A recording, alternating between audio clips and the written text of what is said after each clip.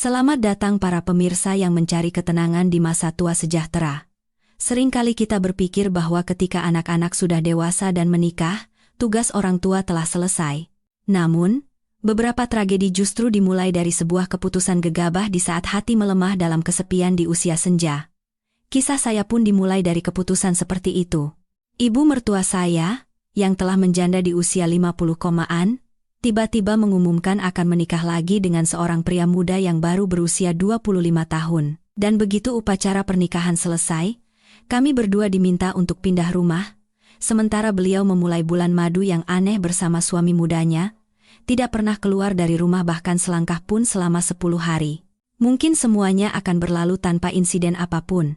Sampai para tetangga mulai menelepon dan mengeluhkan bau busuk tak dikenal yang menyengat dari dalam rumah. Dengan firasat buruk, saya dan suami mendobrak pintu dan masuk ke dalam. Dan di sana, kami membeku menyaksikan pemandangan yang tak bisa dipercaya. Sebuah awal dari kebenaran mengerikan yang bahkan tak pernah terbayangkan. Semua tragedi ini berawal sekitar 3 bulan yang lalu. Ibu Ratna, ibu mertua saya yang telah menjanda selama hampir 10 tahun, membuat pengumuman mengejutkan kepada seluruh keluarga bahwa beliau akan segera menikah lagi. Berita itu saja sudah cukup mengejutkan, tetapi yang membuat kami lebih terperangah adalah calon mempelai prianya, namanya Reno. Seorang pemuda berusia 25 tahun, bahkan lebih muda dari Budi, suami saya. Saya masih ingat dengan jelas hari ketika ibu pertama kali membawa Reno ke rumah untuk diperkenalkan. Dia adalah pemuda yang disukai siapapun pada pandangan pertama, dengan wajah putih bersih, tutur kata yang tenang dan sopan. Dia mengaku telah kehilangan orang tuanya sejak kecil, dan datang merantau ke Jakarta seorang diri, berjuang hidup susah hingga ia terpikat oleh sifat Ibu Ratna yang hangat dan berwibawa. Katanya, cinta tidak mengenal usia. Saat itu, keluarga kami menentang keras. Suami saya, Budi, berteriak, "Ibu masih waras? Dia itu pantasnya jadi anak ibu. Apa kata orang nanti? Mereka akan menertawakan keluarga kita. Ini sama saja mencoreng nama baik almarhum ayah." Namun, Ibu Ratna mengabaikan semua perkataan kami.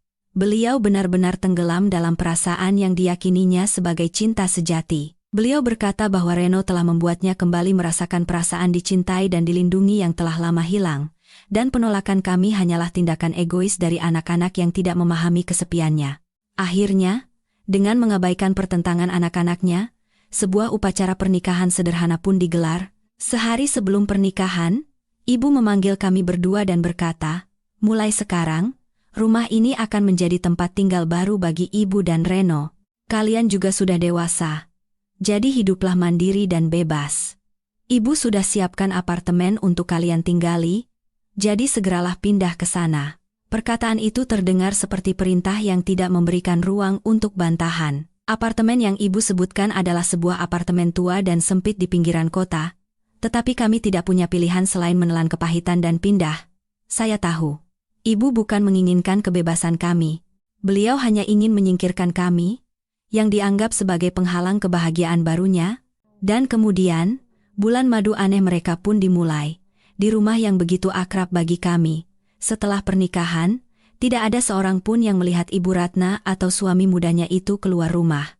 Pintu gerbang besi selalu terkunci rapat, dan ponsel ibu terus-menerus tidak aktif. Awalnya, saya dan Budi hanya berpikir bahwa mereka mungkin ingin menikmati waktu berdua saja. Meskipun sedikit aneh, kami tidak ingin terlalu ikut campur. Namun, situasi mulai menjadi semakin ganjil. Pada hari ke-7 bulan madu mereka, seorang ibu tetangga yang tinggal persis di sebelah rumah menelepon saya. "Mbak Maya, maaf saya harus bilang ini, tapi sejak beberapa hari lalu, tercium bau yang sangat tidak sedap dari rumah ibu mertuamu. Bau asam dan busuk yang menyengat sampai masuk ke rumah saya benar-benar tidak tahan lagi. Jantung saya berdebar kencang. Bau busuk? Bau apa ya, Bu? Saya juga tidak tahu persis. Anehnya, selama seminggu ini saya tidak pernah melihat Ibu Ratna atau pemuda itu keluar. Pintunya selalu terkunci. Dan beberapa kali saya ketuk tidak ada jawaban. Saya khawatir. Apa tidak sebaiknya Mbak datang mengecek?" Perkataan ibu tetangga itu membuat saya diliputi kecemasan yang luar biasa. Saya segera menelepon Budi dan menjelaskan seluruh situasinya. Awalnya, dia menganggapnya sepele. Pasti bukan apa-apa. Mungkin ibu terlalu asyik dengan suami mudanya sampai lupa segalanya. Kamu terlalu sensitif. Namun, setelah mendengar bahwa ibu tetangga sudah mengetuk pintu dan tidak ada jawaban, raut khawatir mulai muncul di wajahnya. Kami memutuskan untuk segera pergi ke sana. Saat mobil kami memasuki gang sempit, bahkan saat masih di dalam mobil, bau busuk yang menusuk hidung sudah menyeruak masuk. Bau itu bukan sekadar bau sampah biasa. Itu adalah gabungan bau busuk yang memuakkan asam, anyir, seperti ada sesuatu yang membusuk dan terurai. Kami bergegas menutup hidung dan keluar dari mobil. Semakin dekat ke rumah, bau itu semakin mengerikan. Bau yang merembes dari celah pintu begitu menyengat hingga membuat mual. Ibu, Reno, apa ada orang di dalam? Budi berteriak sambil menggedor-gedor gerbang besi. Tetapi yang kembali hanyalah keheningan yang menakutkan. Rasa takut yang hebat menyelimuti saya. Jangan-jangan terjadi sesuatu yang buruk? Tidak bisa begini, Maya. Kita harus mendobrak pintu, kata Budi, wajahnya pucat karena ketakutan. Dia meminjam linggis besar dari rumah tetangga, dan setelah beberapa hantaman keras, kunci gerbang pun rusak dan pintu terbuka. Begitu pintu terbuka, gelombang bau busuk yang lebih mengerikan menyembur keluar, membuat kami refleks mundur beberapa langkah. Saya menahan napas dan berlari masuk bersama Budi, dan di sana, kami membeku di tempat. Pemandangan di depan mata kami benar-benar seperti tempat pembuangan sampah. Rumah yang selalu bersih dan rapi itu kini penuh dengan segala macam sampah. Bungkus makanan pesan antar, kantong plastik, botol-botol kosong, dan sisa makanan berserakan di lantai. Semuanya lembab dan lengket, mengeluarkan bau asam. Sekawanan lalat beterbangan dengan berisik. Namun, bukan itu yang paling mengerikan. Di tengah ruang tamu, di atas sofa kulit mahal, duduklah sang suami muda, Reno. Dia sedang asyik bermain video game. Kakinya disilangkan di atas meja dengan konsol game di tangannya. Matanya terpaku pada layar televisi. Dia memakai headphone besar, tampak sama sekali tidak terganggu oleh kekacauan di sekitarnya. Dia menikmati permainannya dengan santai di tengah lautan sampah. Dan Ibu Ratna. Beliau meringkuk di sudut ruangan, di atas lantai yang kotor. Rambutnya acak-acakan, pakaiannya kusut dan berbau. Wajahnya kuyu, dan kedua matanya yang kosong tidak memiliki fokus, hanya dipenuhi ketakutan dan kengerian yang mendalam. Dan di bawah lengan bajunya yang usang, terlihat jelas beberapa bekas memar kebiruan. Jika para pemirsa juga kehilangan kata-kata melihat adegan mengejutkan ini, jika Anda penasaran dengan apa yang sebenarnya terjadi di dalam rumah itu selama 10 hari terakhir, dan mengapa ibu mertua berada dalam kondisi yang begitu menyedihkan, maka segera tekan tombol suka dan bagikan video ini. Dan jangan lupa untuk berlangganan saluran Masa Tua Sejahtera kami. Anda pasti tidak ingin ketinggalan kelanjutan dari kisah misterius dan mengejutkan ini. Ruangan itu dipenuhi bau busuk yang menyesakkan. Waktu seolah berhenti pada momen yang mengerikan itu, saya berdiri terpaku di ambang pintu, mencoba mencerna pemandangan yang tak bisa dipercaya di depan mata saya. Rumah yang berubah menjadi tempat sampah, seorang suami muda yang asyik bermain game, dan seorang ibu mertua yang penuh luka meringkuk di sudut. Semua ini terasa seperti adegan dari sebuah film horor yang surreal. Keheningan dipecahkan oleh suami saya, Budi. Keterkejutan awalnya dengan cepat berubah menjadi kemarahan yang meluap-luap. Alih-alih berlari ke arah ibunya, dia langsung menyerbu ke arah Reno. Brengsek! Apa yang kau lakukan pada ibuku? Budi berteriak sambil merenggut dan melempar headphone Reno. Aliran permainannya terganggu, barulah Reno mengangkat kepalanya. Tidak ada ekspresi terkejut atau rasa bersalah di wajahnya. Dia hanya mengerutkan kening dengan ekspresi jengkel karena diganggu. Kemudian, dia menatap kami bergantian dan pintu yang rusak, lalu senyum aneh yang mengerikan tersungging di bibirnya. Oh, Mas Budi, Mbak Maya, sudah datang ya? Kenapa tidak telepon dulu sebelum datang? Sikapnya seperti menyiram bensin ke dalam api amarah suami saya. Budi kehilangan kata-kata. Kau, itu yang kau katakan sekarang? Lihat keadaan rumah ini, dan lihat kondisi ibuku. Apa yang sudah kau lakukan padanya? Reno menjawab tanpa tergesa-gesa. Dia berdiri dari kursinya dan meregangkan tubuh seperti orang yang baru bangun tidur. Lalu, dia menghela napas panjang, seolah-olah dipenuhi empati dan kelelahan yang mendalam. Dia merangkul bahu Budi, sebuah gestur akrab yang sama sekali tidak pantas untuk situasi itu. Mas, tenang dulu. Ini tidak seperti yang Mas pikirkan. Saya juga sangat menderita. Lalu, dia memulai sandiwaranya, sebuah sandiwara yang dirancang dengan begitu sempurna. Ini ibu, Mas, katanya dengan suara penuh kesedihan. Setelah pernikahan, kondisi psikologisnya tiba-tiba menjadi sangat tidak stabil. Saya juga tidak tahu kenapa. Beliau terus mengurung diri di rumah, tidak membiarkan siapapun masuk, dan juga melarang saya keluar, kata dokter. Sepertinya ini gejala depresi pasca menopause yang parah. Depresi pasca menopause? Saya mengerutkan kening. Itu adalah alasan yang sangat tidak masuk akal. Namun, dia melanjutkan ceritanya dengan suara yang semakin meyakinkan. Ibu melarang saya membersihkan apapun. Katanya beliau suka hidup seperti ini. Setiap kali saya mencoba membuang sampah, beliau berteriak dan menangis, menuduh saya ingin membuangnya juga. Beliau bahkan melukai dirinya sendiri. Dia menunjuk bekas memar di lengan Ibu Ratna. Memar-memar itu karena ibu sengaja membenturkan diri ke dinding atau sudut meja. Saya sudah mencoba menghentikannya, tapi tidak berhasil. Dia menatap kami, matanya yang jernih seolah memancarkan ketidakberdayaan dan kesabaran seorang suami muda yang harus menanggung istri yang sakit jiwa. Saya tahu saya masih muda dan tidak berpengalaman merawat orang yang sakit secara mental. Saya hanya berusaha menuruti semua kemauan ibu. Jika beliau ingin makan sesuatu, saya pesankan. Jika beliau melarang membuang sampah, saya biarkan. Saya percaya fase ini akan berlalu dan beliau akan kembali normal. Ceritanya benar-benar menyentuh. Seorang suami muda yang berbakti pada istri tuanya yang mengalami masalah kejiwaan. Sebuah pengorbanan yang luhur. Siapapun yang mendengarnya pasti akan bersimpati dan merasa kasihan padanya. Kau serius? Suami saya yang mudah goyah, Budi, tampaknya hampir sepenuhnya terbujuk. Kemarahannya mereda, digantikan oleh ekspresi bingung. Dia menoleh ke arah ibunya, yang masih duduk diam di sudut. Bu, apa benar yang dikatakan Reno? Kalau ibu sakit, kenapa tidak bilang pada kami? Ibu Ratna tidak menjawab. Dia hanya menatap kami dengan mata kosong, lalu menundukkan kepalanya lagi. Bahunya bergetar pelan. Di mata suami saya, kebisuan ibunya tampak seperti pengakuan diam-diam. Saya tidak bisa mempercayainya. Saya menatap suami saya dan Reno bergantian. Bagaimana bisa Budi begitu naif? Bagaimana bisa dia begitu mudah percaya pada cerita yang tidak masuk akal itu? Ibu Ratna, wanita yang begitu kuat dan tegas, tidak mungkin tiba-tiba menjadi gila karena depresi pasca menopause. Dan bekas-bekas memar itu. Itu jelas bukan luka karena benturan. Itu jelas bekas cengkeraman jari, bekas seseorang yang mencengkeramnya dengan paksa. Tetapi suami saya tidak melihat hal-hal itu. Atau mungkin, dia sengaja tidak mau melihatnya. Dia ingin mempercayai cerita Reno.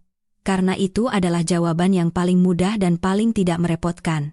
Aduh, ibu. Budi mengerang sambil memegangi kepalanya. Kenapa bisa jadi begini? Lalu, dia menoleh ke arah saya. Ketidakberdayaannya, seperti biasa, berubah menjadi tuduhan terhadap saya. Maya, ini semua salahmu, teriaknya. Sudah kubilang ini bukan masalah besar, kamu yang bersikeras membuat keributan, mendobrak pintu, dan sekarang lihat apa yang terjadi. Semua tetangga pasti sudah lihat, ibu sudah cukup menderita karena sakit, sekarang kita harus menanggung malu. Apa kamu puas sekarang? Saya membeku di tempat. Saya tidak percaya dengan apa yang saya dengar. Dia menyalahkan saya. Dalam situasi seperti ini, dia bisa menyalahkan saya karena telah memperbesar masalah. Sifat suami saya yang mudah goyah dan tidak rasional ini telah melampaui batas. Saya tidak bisa melanjutkan kata-kata. Amarah memenuhi tenggorokan saya. Kamu sudah gila? Apa kamu tidak lihat kondisi ibu tidak normal? Kita harus segera membawanya ke rumah sakit. Bawa kemana? Saat itu, Reno kembali menyela. Suaranya terdengar sangat masuk akal. Mbak Maya, saya mengerti Mbak khawatir pada ibu, tapi kondisi psikologis ibu sekarang sangat tidak stabil.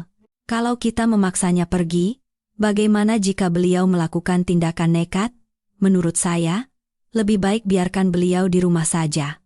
Saya akan membujuk dan merawatnya dengan baik, semuanya akan baik-baik saja. Saya janji. Sekali lagi, dia memainkan peran sebagai menantu dan suami yang berbakti, dan Budi sekali lagi mengangguk setuju. Reno benar. Kita serahkan ibu padanya, dia suaminya, pasti dia tahu apa yang harus dilakukan. Kalau kita ikut campur, malah akan memperumit masalah. Maya, ayo kita pulang. Kita di sini juga tidak bisa membantu apa-apa. Dia berkata begitu dan mencoba menarik saya keluar dari rumah sampah itu. Saya berdiri terpaku di tempat. Saya tidak bisa pergi. Saya tidak bisa meninggalkan ibu mertua saya berduaan dengan iblis ini. Meskipun di masa lalu dia sering menyakiti saya, dia tetaplah manusia, dan sekarang, dia dalam bahaya. Matanya memang kosong, tetapi di kedalamannya, saya bisa membaca ketakutan yang luar biasa. Sandiwara Reno mungkin sempurna, tetapi saya tahu itu bohong. Dan saya harus menemukan cara untuk mengungkap kebohongan itu. Tidak, aku tidak mau pergi, saya menepis tangan suami saya. Suara saya tegas. Bagaimana bisa kita pergi begitu saja melihat kondisi ibu seperti ini? Ibu Ratna masih meringkuk di sudut. Tanpa kata, tanpa reaksi, seperti bayangan tanpa jiwa. Selama membersihkan, saya sengaja mengamati sekeliling dengan cermat. Saya menemukan sesuatu yang aneh. Sampah di rumah itu sebagian besar adalah bungkus makanan cepat saji dan botol minuman, hampir tidak ada sampah rumah tangga biasa. Seolah-olah selama ini mereka sama sekali tidak memasak atau hidup seperti keluarga normal. Ibu, panggil saya pelan. Bagaimana kondisi ibu? Apa tidak sebaiknya kita ke rumah sakit untuk periksa, sekadar pemeriksaan kesehatan umum saja? Ibu Ratna tiba-tiba mengangkat kepalanya. Dia menatap saya, lalu melirik Reno yang berdiri di sampingnya. Bibirnya bergetar seolah ingin mengatakan sesuatu, tetapi kemudian dia mengurungkannya. Dia hanya menggelengkan kepala dengan lemah. Tidak. Aku tidak mau kemana-mana. Aku hanya ingin di rumah. Begitu dia membuka mulut, Budi mendapatkan alasan yang lebih baik untuk menyeret saya pergi.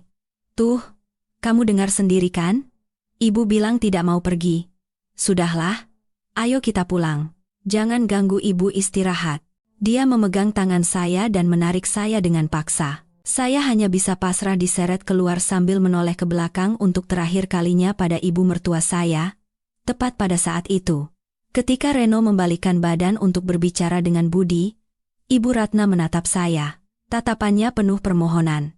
Tangannya yang gemetar, tangan yang penuh memar kebiruan itu, diam-diam terulur ke arah saya, dan di telapak tangannya ada secari kertas kecil yang diremas. Dia mengangguk sedikit ke arah saya, hampir tak terlihat. Jantung saya seolah berhenti berdetak.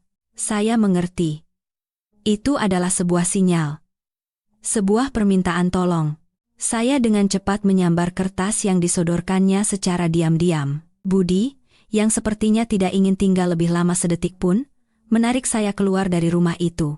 Begitu duduk dengan aman di dalam mobil, barulah saya bisa menghela napas lega. Telapak tangan saya basah oleh keringat, dan di dalamnya ada senjata pertama saya, secari kertas kecil. Setelah mobil berjalan cukup jauh, saya berpura-pura mencari sesuatu di tas dan diam-diam membuka kertas itu. Tulisan di atasnya miring-miring, seperti tulisan orang yang sangat ketakutan, tetapi isinya jelas dan tegas seperti sebuah vonis. Hanya 4 kata. Tolong aku. Jangan percaya dia. Benar dugaan saya. Semua yang saya curigai adalah benar. Ibu mertua saya tidak sakit, dia sedang dikendalikan dan diancam.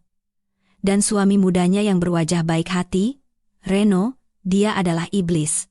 Tapi mengapa? Apa yang dia inginkan?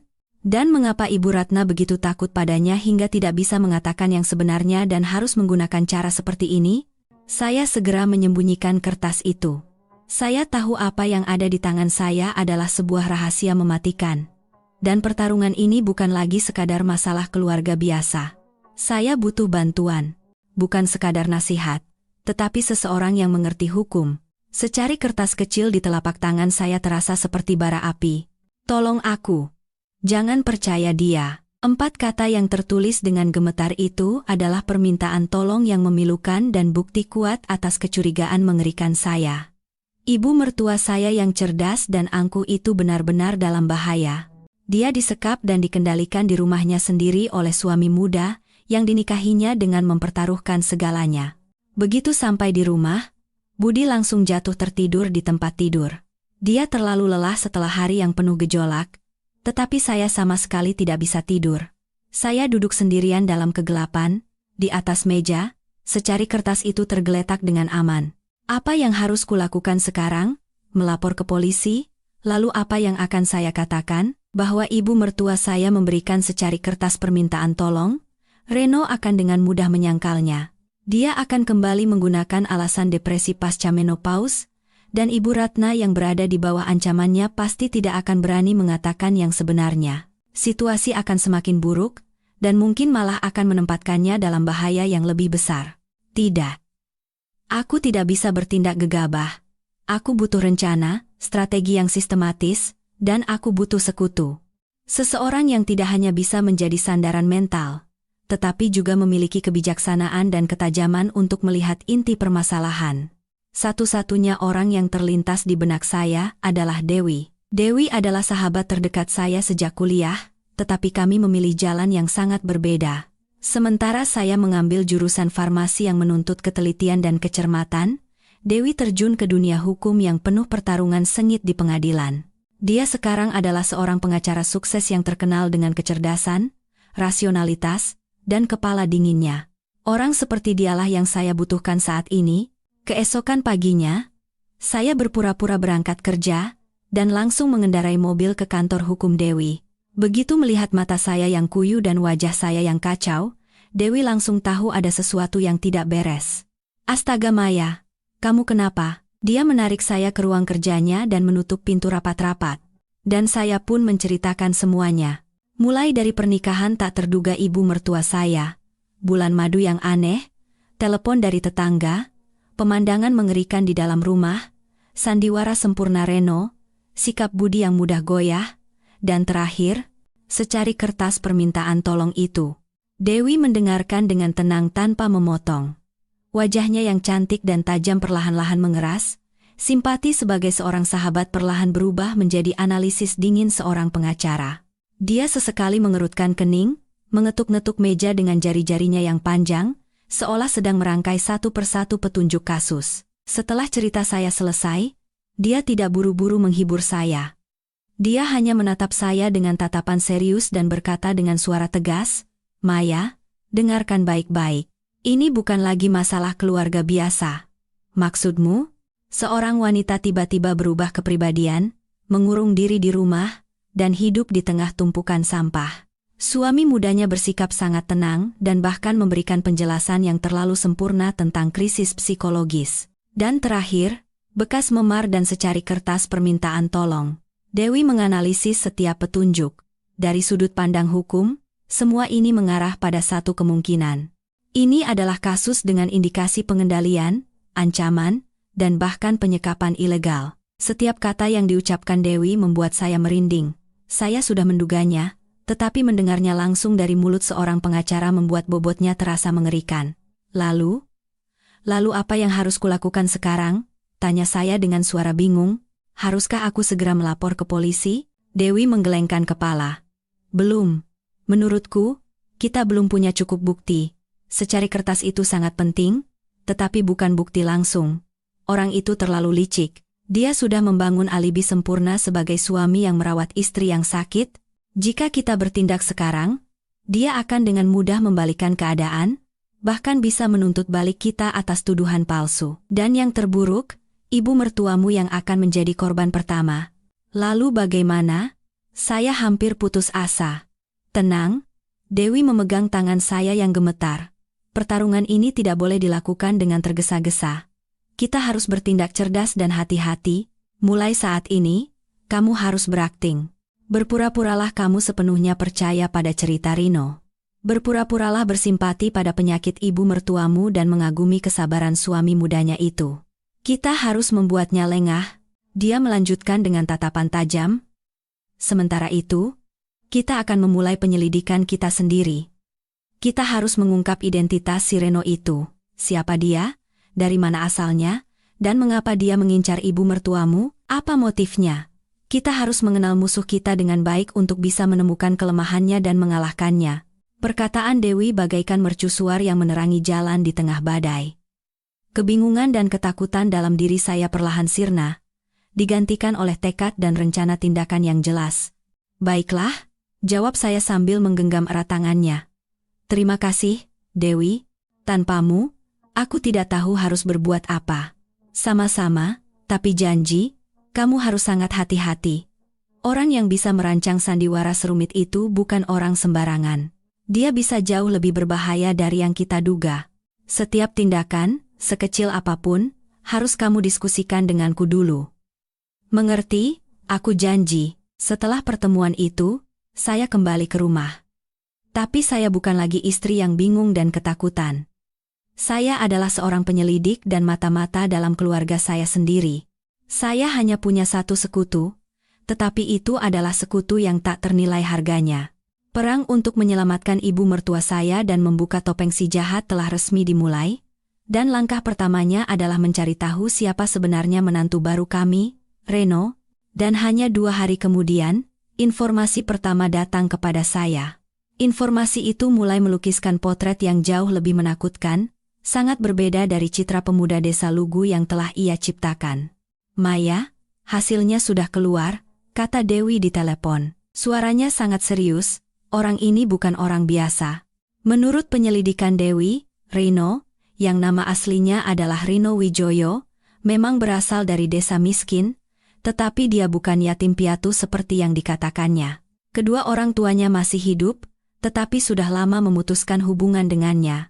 Alasannya, dia terjerat judi dan berkali-kali menipu serta mencuri uang keluarga untuk dihamburkan demi kesenangan. Dia kabur dari rumah pada usia 18 tahun dan merantau ke kota. Tanpa pendidikan dan pekerjaan, dia memiliki senjata ampuh.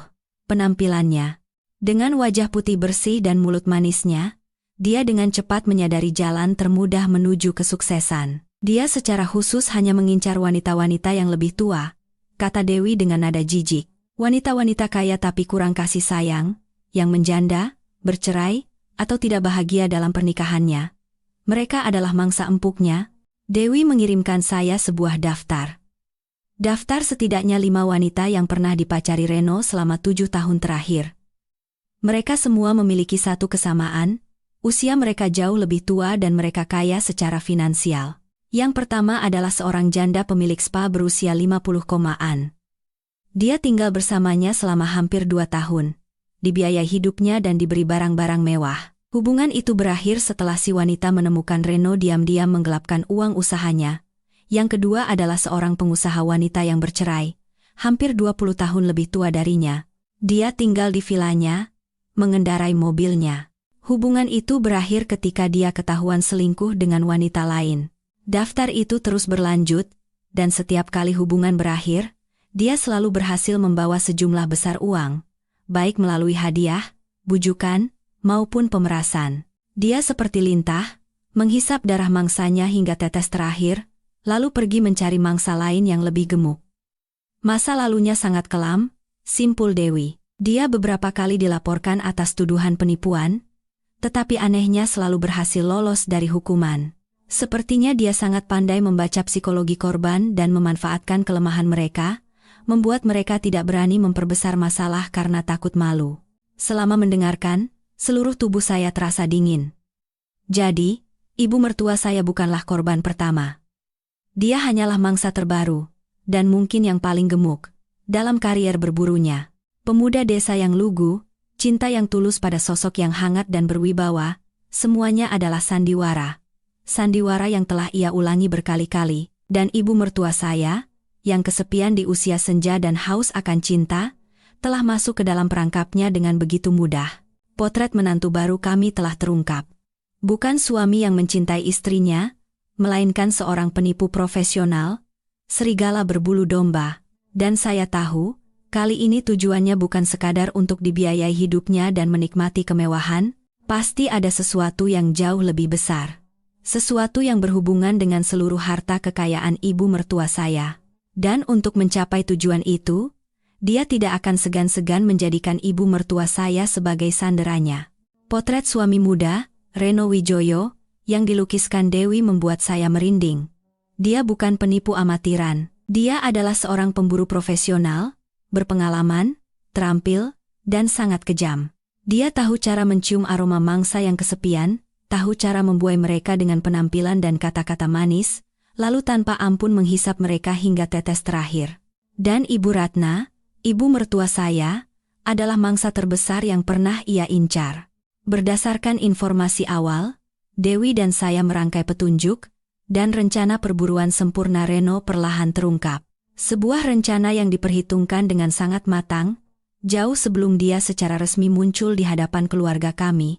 Semuanya dimulai hampir setahun yang lalu. Saat itu, Ibu Ratna mulai bergabung dengan sebuah sanggar dansa untuk para wanita parubaya. Katanya, setelah bertahun-tahun hanya di rumah, beliau ingin mencari kesibukan. Saat itu, saya dan Budi sangat mendukungnya. Kami sama sekali tidak tahu bahwa tempat itu adalah ladang perburuan yang dipilih Reno. Dia muncul di sana bukan sebagai anggota, melainkan sebagai instruktur muda yang penuh semangat. Dengan modal wajah tampan, kemudaan, dan pujian-pujian tentang kecantikan Ibu Ratna yang klasik dan berwibawa, dia sengaja mendekatinya. Dia dengan cepat menaklukkan hati seorang wanita yang sedang memasuki masa menopause, haus akan pengakuan dan cinta. Mereka memulai dengan les dansa pribadi, berlanjut ke kencan di kedai kopi dan makan malam romantis. Dia memainkan peran sebagai pemuda yang mengagumi dan jatuh cinta pada wanita sukses yang lebih tua dengan sempurna. Dia membuat Ibu Ratna percaya bahwa dirinya masih menarik dan berhak mendapatkan cinta yang berapi-api, tanpa memandang usia, dan pukulan telaknya datang. Dewi menemukan informasi tentang perjalanan Ibu Ratna ke Bali sekitar 6 bulan yang lalu. Beliau berbohong kepada kami, mengatakan pergi berlibur bersama teman-teman sanggarnya, tetapi sebenarnya itu adalah perjalanan rahasia berdua saja dengan Reno. Pasti ada sesuatu yang terjadi dalam perjalanan itu, kata Dewi dengan suara serius. Pemburu profesional sepertinya tidak akan melewatkan kesempatan emas seperti itu. Aku yakin, dia tidak hanya menaklukkan ibu mertuamu secara fisik, tetapi juga mendapatkan senjata yang jauh lebih kuat. Apa maksudmu? Video pribadi, Maya, desah Dewi. Itu adalah modus operandi klasik dari manusia jenis ini, merekam diam-diam momen paling intim, lalu menggunakannya sebagai senjata untuk memeras dan menjadikan korban sebagai sandranya. Seluruh tubuh saya terasa dingin. Jadi, bekas memar di tubuh Ibu Ratna, kengerian yang mendalam di matanya, semuanya berasal dari sini. Dia bukan hanya disekap secara fisik, dia diperas dan diancam secara mental. Bagi wanita seperti Ibu Ratna, yang sangat menjaga harga diri dan gengsi, tersebarnya video semacam itu akan menjadi pukulan yang menghancurkan, lebih buruk dari kematian. Reno telah memegang kelemahan fatalnya. Sekarang semuanya masuk akal. Pernikahan ini bukanlah hasil dari cinta buta. Itu hanyalah sebuah perangkap.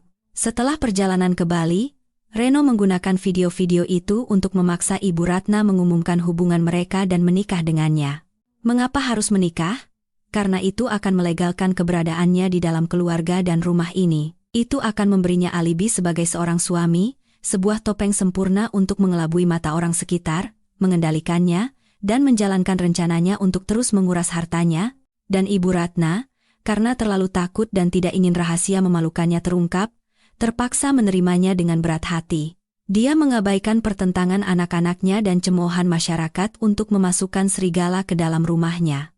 Keputusan untuk membuat kami pindah juga merupakan bagian dari rencana itu. Dia membutuhkan ruang yang terisolasi dari dunia luar, di mana dia bisa dengan mudah mengendalikan dan menyiksa Ibu Ratna tanpa diketahui siapapun. Rumah itu telah berubah menjadi penjara, dan Ibu Ratna adalah satu-satunya narapidananya. Tidak keluar rumah selama 10 hari, rumah yang berubah menjadi tumpukan sampah, semua itu bukan karena depresi pasca menopause. Itu adalah penyiksaan psikologis, dia sengaja membuatnya menjadi makhluk yang kotor dan hina untuk merenggut sisa-sisa harga dirinya. Dia ingin membuatnya hancur total dan bergantung sepenuhnya padanya, sehingga lebih mudah untuk menguras uangnya. Tujuan Reno sangat jelas. Dia tidak menginginkan beberapa juta uang saku, dia mengincar seluruh warisan besar yang ditinggalkan oleh almarhum ayah mertua saya. Dia berniat memeras dan menghisapnya hingga koin terakhir. Sambil menyusun data yang dikirimkan Dewi, saya diliputi amarah. Tetapi pada saat yang sama, semuanya menjadi sangat jelas. Saya bisa melihat gambaran besarnya. Saya tahu siapa musuh saya dan apa senjatanya. Tetapi pada saat yang sama, saya menyadari satu hal. Meskipun ibu mertua saya bertanggung jawab karena telah secara buta masuk ke dalam hubungan berbahaya ini, dia juga adalah korban yang diancam dan disiksa secara fisik dan mental. Meskipun di masa lalu dia sering menyakiti saya tidak bisa membiarkannya hancur di tangan sampah masyarakat seperti itu. Pertarungan ini bukan hanya untuk membuka topeng Reno, tetapi juga untuk menyelamatkan ibu mertua saya. Setelah memahami gambaran utuh dari konspirasi Reno, saya tahu bahwa saya tidak bisa melawannya secara langsung. Secari kertas permintaan tolong dari ibu mertua saya adalah sinyal untuk bertahan hidup, tetapi pada saat yang sama, itu juga bukti bahwa dia berada dalam ketakutan yang luar biasa hingga tidak berani melawan. Jika saya menuduh Reno sekarang, dia akan terpojok dan bisa melakukan apa saja, dan yang pertama kali akan terancam adalah Ibu Ratna. Saya tidak bisa mengambil risiko itu. Saya berdiskusi dengan hati-hati bersama Dewi, dan kami memutuskan untuk melawan api dengan api. Saya tidak akan mengungkap kebohongan Reno. Sebaliknya, saya akan mempercayainya. Saya akan mempercayai cerita depresi pasca menopause itu dan menggunakannya sebagai kedok untuk langkah pertama saya. Sandiwara saya dimulai pada makan malam hari itu juga. Saya memulai pembicaraan dengan Budi. "Sayang," kata saya dengan suara penuh rasa bersalah. "Kemarin aku salah. Aku terlalu gegabah dan menyalahkanmu serta Reno. Maafkan aku." Budi menatap saya dengan heran. "Kamu baru sadar kesalahanmu?" "Iya." Saya mengangguk dengan mata berkaca-kaca. Semalaman aku berpikir, aku terlalu egois. Ibu sedang sakit parah seperti itu, pasti Reno sangat kesulitan merawatnya sendirian. Bukannya membantu, aku malah menambah bebannya. Aku benar-benar minta maaf. Perkataan saya tampaknya sangat memuaskannya. Dia menghela napas lega dan memeluk saya. "Sudahlah. Syukurlah kamu mengerti. Aku juga tidak menyalahkanmu. Bagaimanapun, kamu melakukan itu karena khawatir pada ibu. Besok," saya melanjutkan, "aku akan pergi ke rumah ibu. Aku ingin minta maaf pada Reno dan melihat apakah ada yang bisa kubantu. Aku juga ingin menjenguk ibu sebentar." "Boleh? Tentu saja boleh. Aku senang sekali kamu berpikir begitu." Wajah Budi berseri-seri. Seperti yang saya duga, Reno juga dengan senang hati mengizinkan. Mungkin di matanya, kehadiran seorang pembantu rumah tangga gratis yang merasa bersalah akan semakin membantunya. Dia akan punya lebih banyak waktu untuk bersenang-senang, dan kehadiran saya akan menjadi kedok sempurna bagi para tetangga bahwa keluarga mereka harmonis. Maka, saya kembali ke rumah itu. Bukan sebagai musuh, tetapi untuk memainkan peran sebagai menantu yang menyesali kesalahannya. Saya membawa banyak makanan bergizi dan buku-buku tentang perawatan kesehatan mental lansia. Saya bertemu Reno di ruang tamu. Saya menundukkan kepala dan berkata dengan suara pelan, "Reno, maafkan aku atas kejadian tempo hari. Aku salah. Aku datang untuk menjenguk ibu dan ingin membantu membersihkan rumah." Reno menatap saya dengan senyum yang coba ia sembunyikan. Itu adalah senyum seorang pemenang. "Tidak apa-apa, Mbak Maya," katanya, berpura-pura menjadi suami yang pemaaf. "Saya tahu Mbak melakukan itu karena khawatir pada ibu. Bagaimana mungkin saya menolak niat baik Mbak? Silakan saja. Ibu ada di kamar. Masuklah." Saya berhasil. Langkah pertama berjalan sempurna. Saya berhasil masuk ke sarang musuh bukan sebagai lawan, tetapi sebagai sekutu tak terduga, sebagai orang yang percaya pada penyakit Ibu Ratna. Saya masuk ke kamar tidur ibu mertua saya. Kamarnya berantakan dan gelap, masih tercium samar bau yang tidak sedap. Ibu Ratna duduk di tempat tidur, matanya masih kosong, melihat saya. Dia terkejut dan tampak ketakutan. Dia melirik ke arah pintu, khawatir Reno akan mendengar. Saya mengerti maksudnya. Saya mendekat dan tidak berkata apa-apa. Saya hanya diam-diam memulai pekerjaan saya. Saya membuka jendela lebar-lebar agar udara segar masuk. Saya mulai membersihkan kamar, membuang sampah, dan merapikan barang-barang. "Ibu," kata saya dengan suara cukup keras agar terdengar oleh Reno di luar. "Ibu istirahat saja. Kamar yang berantakan begini tidak baik untuk kesehatan." Biar saya rapikan kembali sampai bersih dan nyaman. Saya tidak akan mengganggu. Saya telah menciptakan alasan yang sangat sah untuk bisa bergerak bebas dan menggeledah kamar ini, membersihkan demi menebus kesalahan. Ibu Ratna menatap saya dengan tatapan rumit. Dia mengangguk kecil tanpa berkata apa-apa, lalu membalikkan badan menghadap dinding. Bahunya yang kurus bergetar. Dia tahu saya mencoba membantunya, tetapi dia terlalu takut untuk melakukan apapun. Saya mulai membersihkan dengan teliti. Setiap laci, setiap sudut lemari, setiap celah saya periksa.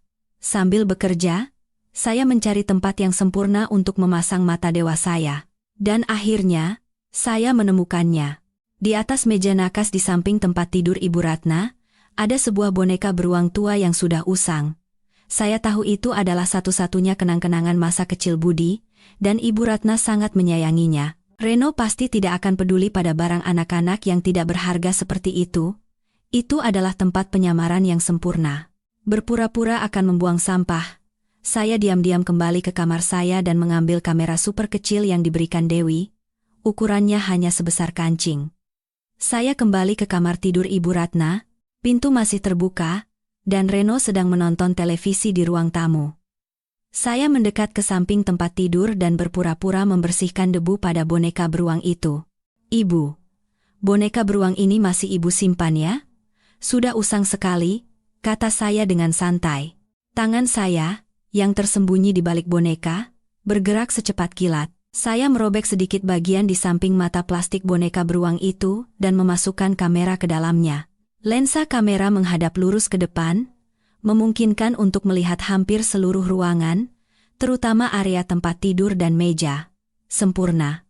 "Biar saya cuci sampai bersih ya, Bu," kata saya, lalu memeluk boneka itu seolah-olah benar-benar akan mencucinya dan membawanya ke kamar mandi.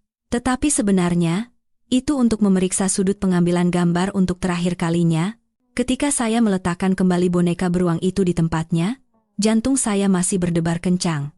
Saya berhasil. Mata dewa telah terpasang di posisi yang tepat. Mulai sekarang, setiap tindakan dan perkataan Reno di dalam kamar ini tidak akan luput dari pengawasan saya. Sandiwara suami muda yang merawat istri yang sakit kini akan memiliki penonton tak diundang, dan saya percaya, apa yang akan saya saksikan akan menjadi bukti emas yang akan membuka topeng iblis itu. Pertarungan benar-benar telah memasuki babak baru.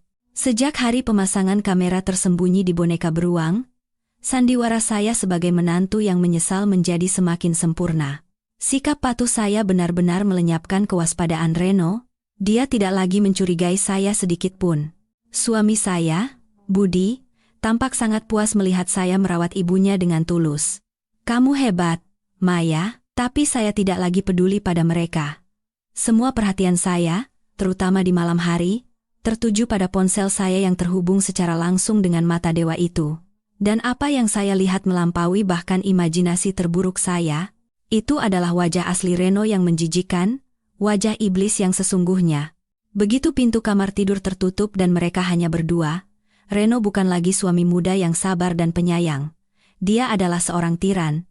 Saya melihatnya. Reno masuk ke kamar dan mengunci pintu. Dia tidak memakan makanan yang saya buat. Dia membuangnya tanpa ampun ke tempat sampah. "Makan masakan perempuan itu cuma bikin kotor mulut," gumamnya. Lalu, dia mengeluarkan sekotak ayam goreng yang dibelinya dari luar. Setelah makan dan minum dengan kenyang, dia berbaring di tempat tidur, menaikkan kakinya ke atas tubuh Ibu Ratna, dan memerintahkannya untuk memijat kakinya. Ibu Ratna, dengan gemetar, menuruti perintahnya tanpa sepatah kata pun. "Nenek tua," ujarnya dengan nada penuh penghinaan. "Uangnya mana? Hari ini jatuh temponya. Aku sudah tidak punya uang lagi." "Reno," saya mendengar isak tangis lirih Ibu Ratna. "Uang yang kuberikan terakhir kali adalah tabungan darurat terakhirku. Tolong, kali ini saja maafkan aku." "Tidak punya uang?" Reno tertawa sinis. Tawa itu terdengar dingin dan mengerikan. "Jangan main-main denganku. Suamimu meninggalkan warisan besar. Masa kau bilang tidak punya uang?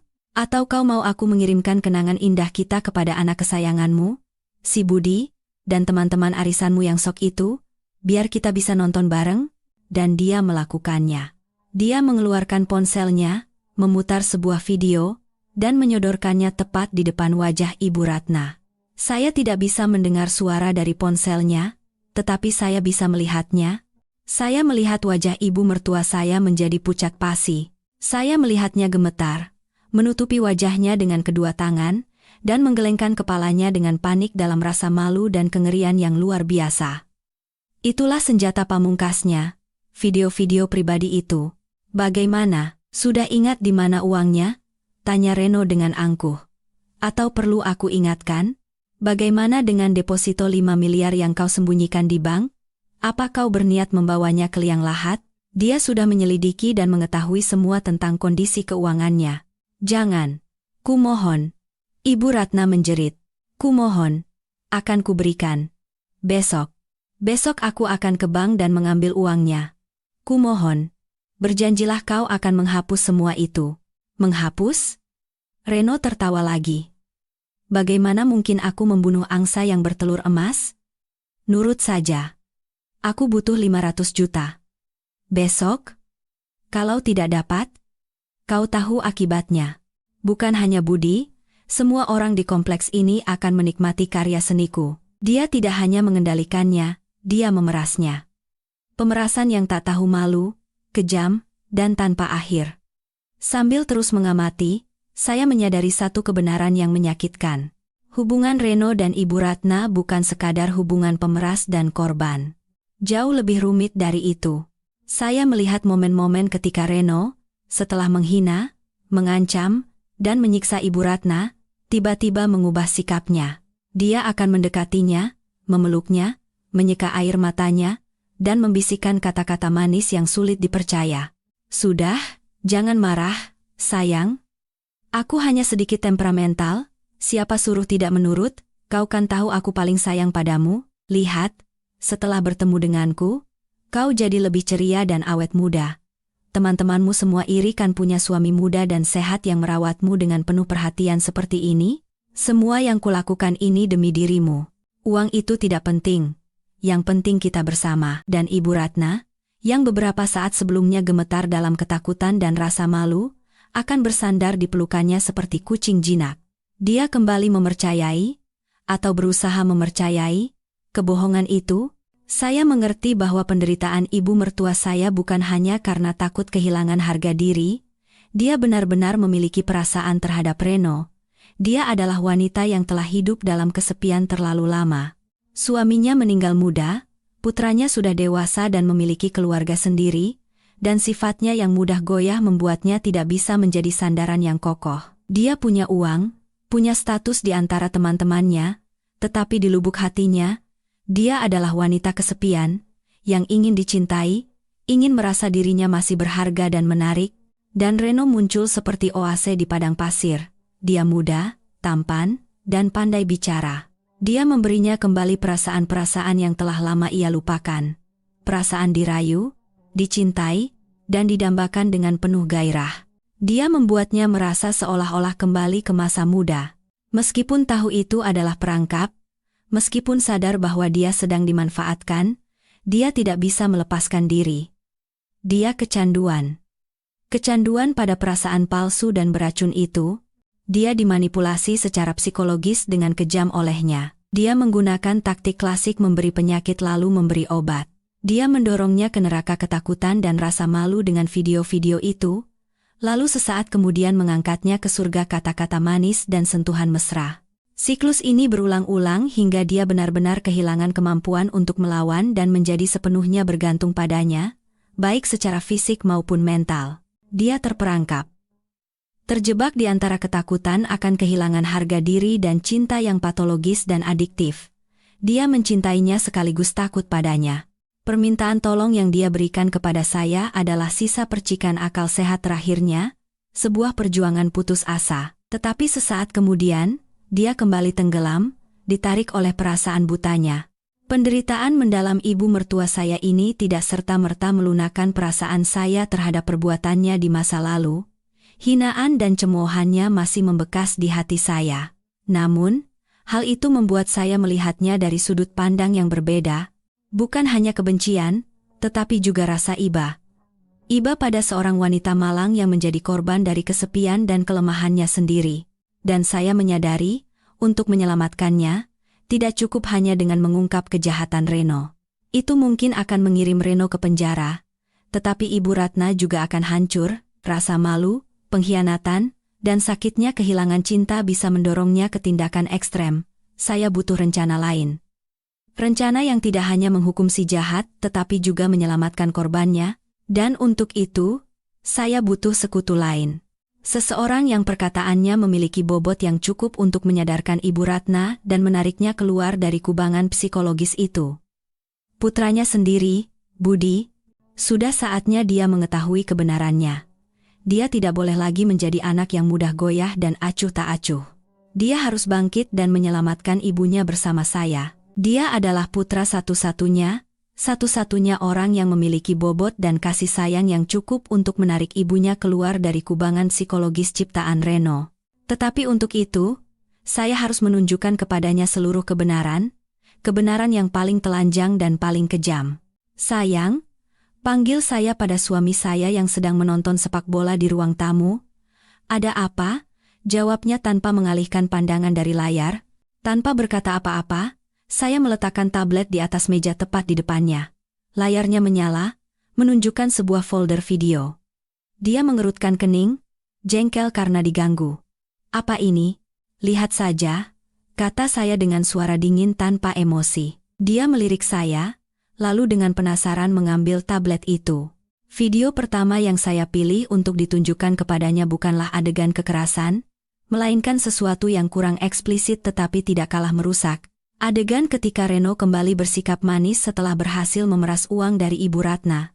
Dia memeluknya, menjanjikan masa depan yang bahagia dengan kata-kata manis, dan Ibu Ratna tersenyum puas dan lemah. Apa ini? Budi membeku. Bagaimana kamu bisa punya video dari kamar ibu? Jangan pedulikan bagaimana caranya, jawab saya. Lihat saja betapa bahagianya ibumu yang terhormat itu dengan menantu barunya. Saya beralih ke video lain. Kali ini, adegan Reno menaikkan kakinya ke tubuh Ibu Ratna dan menyuruhnya memijat. Wajah Budi perlahan berubah. Keterkejutan menjadi ketidakpercayaan, lalu menjadi kemarahan. Beraninya dia melakukan itu pada ibu. Masih menganggap ibu depresi pasca menopause? Tanya saya sinis. Masih menganggap dia suami muda yang sabar merawat istrinya, dan saya melancarkan pukulan telak. Saya memutar video yang berisi adegan Reno mengancam Ibu Ratna dengan ponselnya. Tidak punya uang? Jangan main-main denganku. Atau kau mau aku mengirim kenangan indah kita kepada anak kesayanganmu? Suara jahat Reno terdengar jelas. Budi terpaku. Dia menatap lekat ke layar, ke wajah ibunya yang memucat karena ketakutan. Dia mengerti. Ibunya tidak sakit. Dia sedang diancam. Tapi kenangan apa? Gagapnya, masih mencoba berpegang pada harapan samar bahwa segalanya tidak seburuk yang dibayangkan. Saya diam. Saya hanya menatapnya dengan tatapan penuh iba. Lalu, perlahan saya membuka folder lain, folder yang telah saya sensor dengan hati-hati pada bagian-bagian paling sensitif, tetapi cukup untuk membuat penonton mengerti apa yang sedang terjadi. Saya meletakkan tablet itu di depannya. Lihat sendiri, dan siapkan hatimu. Budi mengambil tablet itu dengan tangan gemetar. Dia mengklik video pertama, dan sebuah erangan mengerikan keluar dari tenggorokannya. Tablet itu jatuh ke atas karpet tebal, dan wajahnya pucat pasi tanpa setetes darah pun. Dia duduk tak bergerak, matanya dipenuhi kengerian, rasa jijik yang tak terkatakan, dan kehancuran. Dia telah melihatnya. Meskipun video itu disensor, dia telah melihat adegan menjijikan antara ibu kandungnya sendiri dan pemuda itu. Tidak mungkin, gumamnya sambil menggelengkan kepala tanpa harapan. Menjijikkan, sungguh menjijikkan. Dia menutupi wajahnya dengan kedua tangan, bahunya bergetar hebat. Pria yang selalu berpura-pura kuat dan patriarkis itu kini hancur total. Dia tidak menangis. Dia hanya duduk di sana, gemetar dalam rasa jijik dan malu yang luar biasa. Kebenaran telah terungkap dengan begitu kejam. Ibunya bukan sekadar korban yang malang. Dia adalah bagian dari hubungan yang patologis. Dan sebagai putranya, dia tanpa sengaja telah menjadi penonton drama memalukan itu. Saya memberinya waktu untuk mencerna guncangan itu. Saya tahu ini adalah kebenaran yang sulit ditanggung. Setelah beberapa saat, dia perlahan mengangkat kepalanya. Matanya tidak basah karena air mata, melainkan merah padam karena amarah. Dia, desisnya, mengucapkan setiap kata dengan gigi terkatup. Akan kubunuh dia. Akan kuhancurkan binatang itu. Teriaknya sambil melompat berdiri. Akan kucabik-cabik dia. Beraninya dia menodai ibuku. Beraninya dia melakukan perbuatan binatang seperti itu. Amarah telah mengalahkan semua rasa takut dan jijik. Dia kini adalah binatang buas yang terluka, yang hanya memiliki insting untuk mencabik-cabik musuhnya. Kebangkitannya datang dengan cara yang begitu dahsyat. Kemarahan Budi meledak seperti gunung berapi. Dia berlari ke arah pintu, matanya yang merah mencari-cari sesuatu yang bisa dijadikan senjata. Dia mengambil sebuah stik golf dari sudut ruangan dan menggenggamnya begitu erat hingga buku-buku jarinya memutih. Tidak akan kubiarkan dia hidup. Akan kuhancurkan wajahnya. Teriaknya dengan suara serak karena marah. Saya tahu dia tidak hanya bicara. Amarah dan rasa malu yang luar biasa telah mengubahnya menjadi orang lain. Seseorang yang siap melakukan apa saja untuk membela kehormatan ibunya, kehormatan keluarganya, meskipun kehormatan itu telah ternoda. Saya bergegas lari dan menghalangi pintu. Mau kemana? Apa yang mau kamu lakukan? Minggir, teriaknya, mencoba mendorong saya ke samping. Jangan halangi aku harus memberinya pelajaran. Pelajaran? Saya balas berteriak, memegangi lengannya dengan putus asa. Setelah kamu menghajarnya, lalu apa? Kamu akan masuk penjara karena penganiayaan? Apa itu sepadan? Aku tidak peduli. Tapi bagaimana dengan ibu? Perkataan saya seolah menyiram air dingin ke amarahnya yang membara. Dia berhenti. Coba pikirkan. Suara saya menjadi rasional dan tegas. Kalau kamu memukulnya dan memperbesar masalah, siapa yang akan menjadi korban pertama? Ibu, apa kamu mau video-video menjijikan itu tersebar ke seluruh dunia? Apa kamu mau ibumu yang sudah berusia di atas 50 tahun itu menghabiskan sisa hidupnya dalam rasa malu? Menjadi bahan gunjingan orang? Apa kamu mau dia tidak berani menatap siapapun dan tidak bisa keluar rumah? Setiap kata yang saya ucapkan bagaikan jarum yang menusuk kelemahannya. Stik golf di tangannya jatuh lemas ke bawah. Seolah semua kekuatan telah terkuras dari tubuhnya. Dia terhuyung-huyung dan terduduk di lantai. Amarahnya sirna, hanya menyisakan ketidakberdayaan yang tak berujung. Lalu apa yang harus kita lakukan? Tanyanya dengan suara putus asa. Masa kita biarkan saja dia terus seperti ini? Terus mengancam ibu dan memeras uangnya? Tentu saja tidak. Jawab saya, duduk di sebelahnya. Kita tidak akan membiarkannya. Tapi kita tidak akan bertindak bodoh. Kita tidak akan menggunakan tinju, kita akan menggunakan otak. Dia menatap saya, matanya bingung tetapi sekaligus penuh kepercayaan. Kini, di tengah badai ini, sayalah satu-satunya tali penyelamatnya. Kamu tahu, kata saya, merendahkan suara. Reno.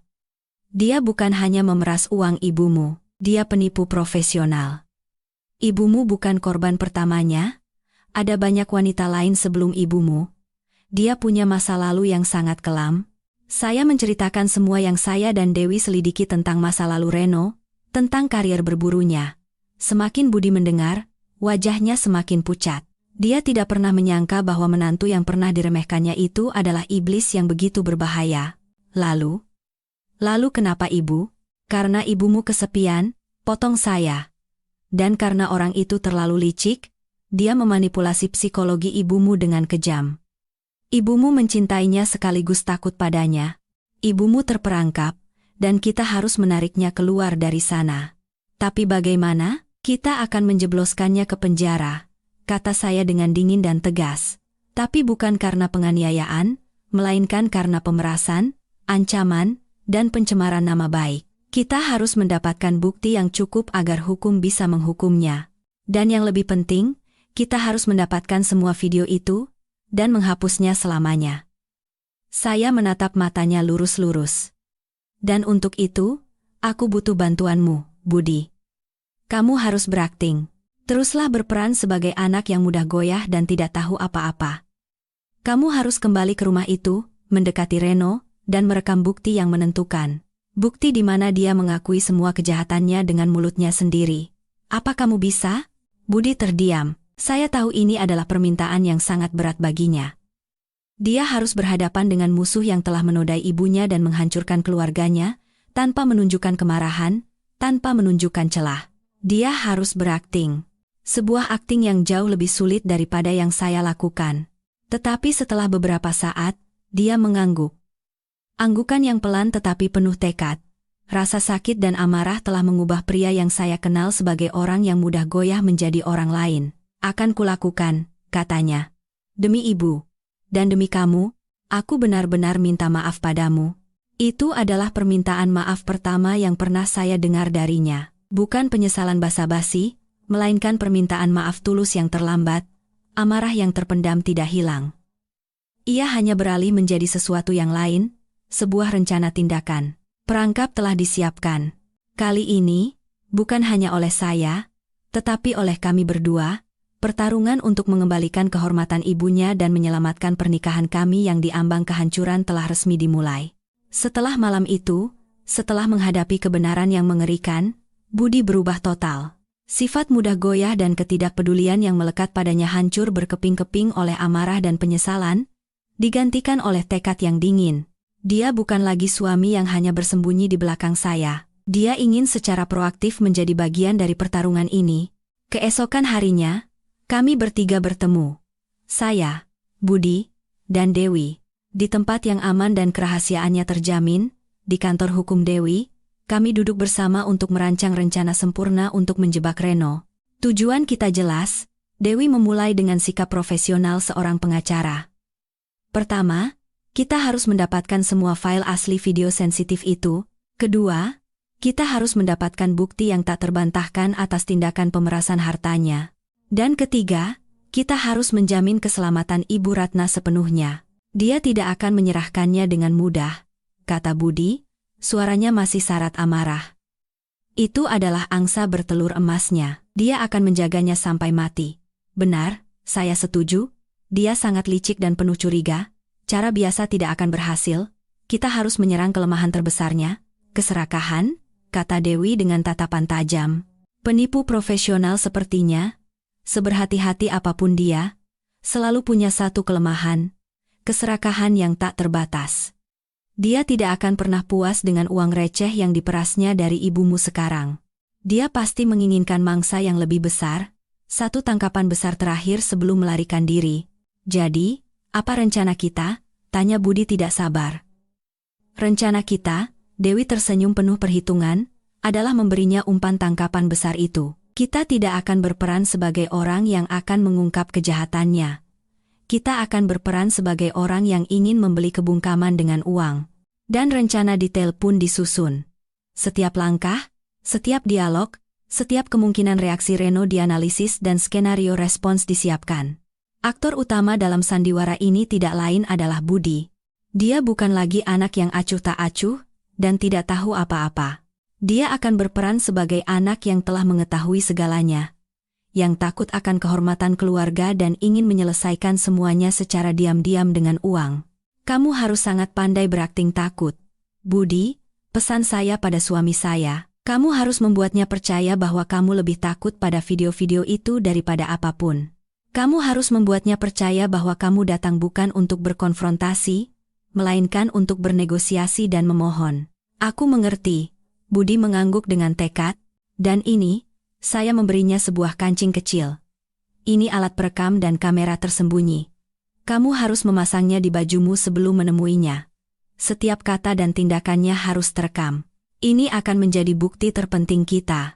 Semua persiapan telah selesai. Budi mengambil napas dalam-dalam, dan dengan mengenakan topeng anak yang panik, dia kembali ke rumah neraka itu. Saya dan Dewi tidak ikut. Kami mengawasi seluruh situasi dari dalam mobil yang diparkir di pinggir jalan tak jauh dari sana, melalui layar kecil yang terhubung langsung dengan kamera di kancing Budi. Jantung saya berdebar kencang. Ini adalah pertaruhan yang sangat berisiko. Jika akting Budi gagal atau jika Reno mencium gelagat aneh, semuanya akan sia-sia. Budi masuk ke dalam rumah. Suasana di dalam tampak sangat tegang. Ibu Ratna duduk di sofa dengan wajah kuyu, sementara Reno mondar-mandir dengan wajah jengkel. Mungkin dia kesal karena mangsanya tidak lagi patuh. Melihat Budi, Reno langsung menyindir. "Oh, anak emas sudah datang. Kenapa? Sudah menemukan cara untuk mendapatkan uang ibumu?" Budi tidak marah. Dia berakting sesuai naskah. Dia mendekat dan berkata dengan suara gemetar ketakutan. "Reno, bisa kita bicara sebentar? Berdua saja?" Sikap Budi membuat Reno sedikit terkejut. Dia menyeringai. "Ada apa yang perlu dibicarakan berdua? Takut didengar nenek tua ini?" Ini masalah yang sangat penting," kata Budi sambil melirik ibunya dengan cemas. "Sebaiknya kita bicara di ruang kerja." Reno tampak penasaran. Dia mengangkat bahu dan mengikuti Budi ke ruang kerja. Pintu tertutup. Saya dan Dewi menahan napas, mata kami terpaku pada layar. Suara dari alat perekam terdengar sangat jelas. "Ada apa sampai begitu rahasia?" Suara angkuh Reno terdengar. Aku tahu semuanya." Budi tergagap. "Aku tahu apa yang telah kau lakukan pada ibuku." Hening sejenak. Saya bisa membayangkan bagaimana wajah Reno berubah saat ini. "Kau? Apa maksudmu?" Suaranya menjadi rendah dan mengancam. "Apa yang dikatakan nenek tua itu padamu?" Bukan ibu." Budi buru-buru melambaikan tangan, berakting ketakutan. Aku tidak sengaja melihatnya. Aku melihat kau mengancam ibu dan video-video di ponselmu itu." "Kau mengintip ponselku?" geram Reno. "Maaf, aku tidak sengaja." Budi berlutut di lantai. "Ini adalah tindakan yang telah kami perhitungkan." Sikap memelas ini akan membuat Reno semakin lengah dan percaya bahwa dia berada di atas angin. Aku hanya sangat khawatir pada ibu. Kumohon, Reno, aku akan berikan uang berapapun yang kau minta. Tolong hapus video-video itu. Jangan sakiti ibuku. Jangan hancurkan nama baik keluarga kami." Permohonan Budi tampaknya berhasil. Ketegangan dalam suara Reno hilang, digantikan oleh tawa sinis. Tawa seorang pemburu yang melihat mangsanya benar-benar terperangkap. "Sudah kuduga," tawanya. "Kalian paling takut kehilangan gengsi kalian yang sok itu. Syukurlah kau sadar diri. Perangkap telah terpasang dengan sempurna." Budi berhasil menjadikan dirinya sebagai orang yang ketakutan dan bersedia membayar untuk membeli kebungkaman. Dan Reno, dengan keserakahannya yang tak terbatas, menelan umpan itu tanpa sedikit pun keraguan. "Bangun!" Suara Reno terdengar angkuh seolah sedang memberi anugerah. "Aku tidak bernegosiasi dengan orang yang berlutut." Budi, dengan tetap mempertahankan ekspresi ketakutan yang luar biasa, bangkit dengan gemetar. Jadi apa maumu?" "Mauku?" Reno tertawa sinis. "Mauku adalah kau ternyata lebih pintar dari yang kukira. Kau memilih jalan yang benar dengan datang bernegosiasi padaku, bukannya melapor ke polisi atau melakukan hal bodoh." Dia mondar-mandir di ruangan, bertingkah seperti tuan yang mengendalikan segalanya. Dia menikmati perasaan berkuasa, bisa menentukan nasib sebuah keluarga. "Kau bilang kau tahu beberapa hal," katanya, berhenti di depan Budi.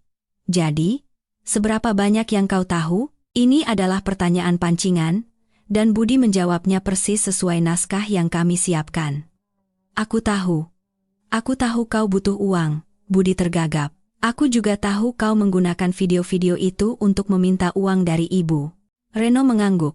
"Benar, aku butuh uang. Sangat banyak uang. Dan ibumu yang tua itu punya sangat banyak uang. Hubungan kami hanyalah transaksi yang adil. Lalu berapa yang kau inginkan?" tanya Budi dengan suara gemetar. 100 juta? 200 juta? Akan kucoba usahakan." Reno tertawa menghina. 100 juta? Kau bercanda? Kau pikir harga diri ibumu, harga diri keluargamu yang terhormat itu, hanya seharga itu? Lalu berapa yang kau mau?" Kali ini, suara Budi berubah menjadi putus asa. Reno tersenyum penuh kemenangan. Dia mengangkat 3 jari. 30 miliar, katanya dengan jelas. Tidak kurang, tidak lebih. 30 miliar rupiah tunai. Sebagai gantinya, aku akan menyerahkan semua kenang-kenangan asli yang kumiliki padamu. Kita selesaikan ini dengan bersih dan mulai dari awal. Aku akan menghilang dari kehidupan ibumu, dari keluargamu. Bukankah ini penawaran yang sangat bagus? 30 miliar. Jumlah yang fantastis.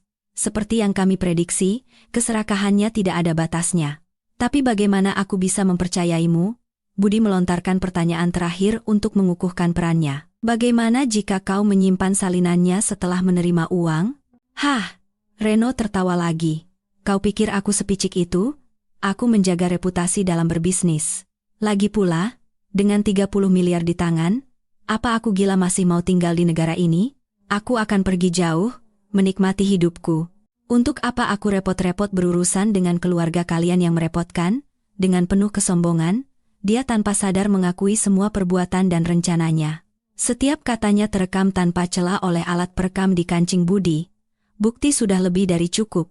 Baiklah, kata Budi dengan suara pasrah.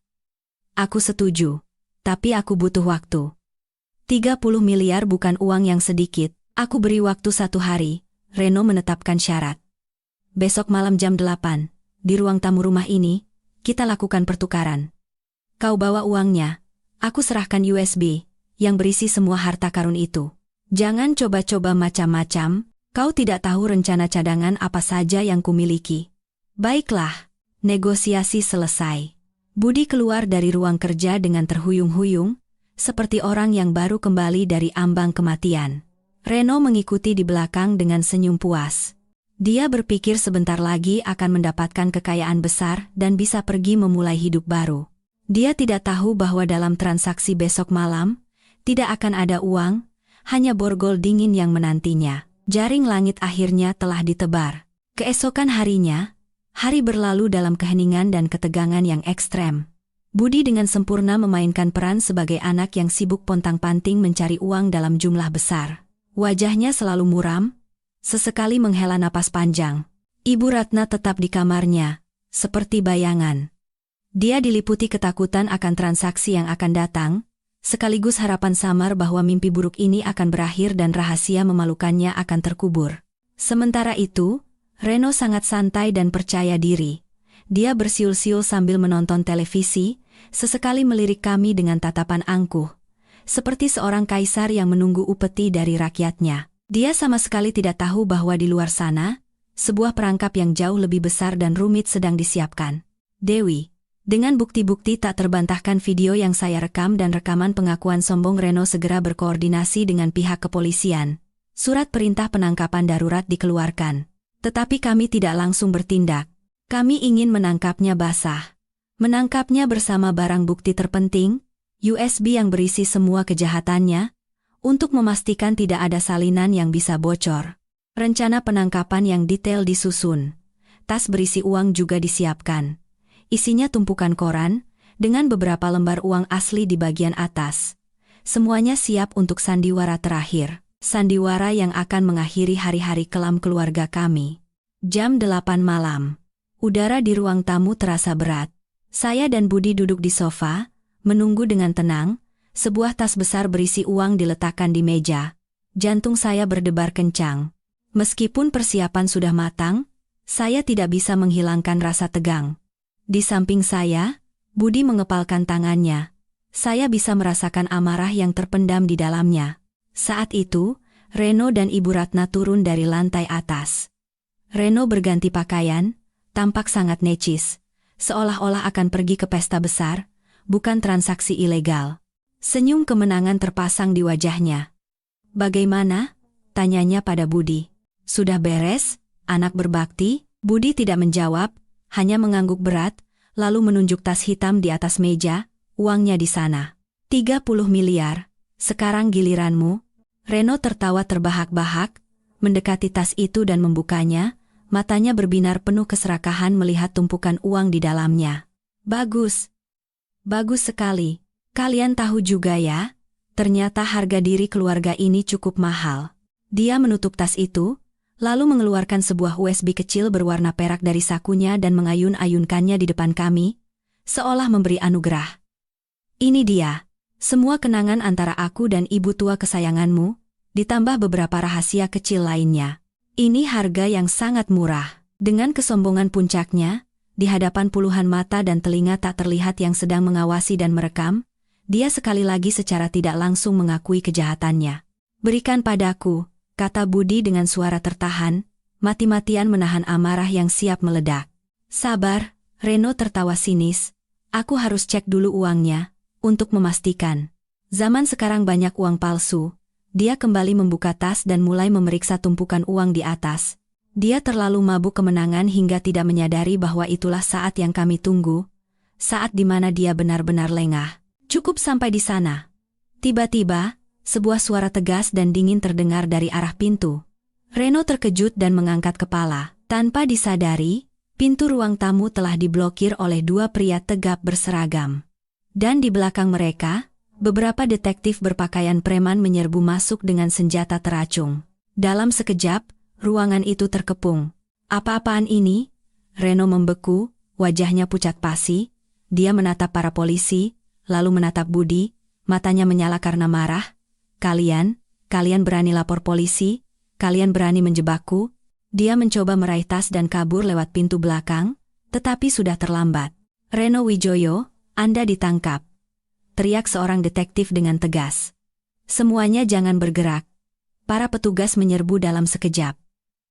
Reno tidak sempat lari 2 langkah pun sebelum dihempaskan ke lantai. Tas itu terbuka, dan tumpukan koran di dalamnya berserakan.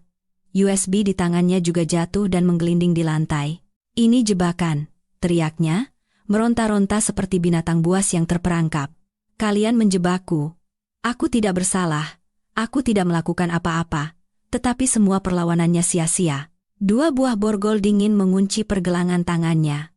Jaring langit akhirnya tertutup, dan semua kejahatan, semua ancaman dan manipulasi, berhenti di hadapan hukum.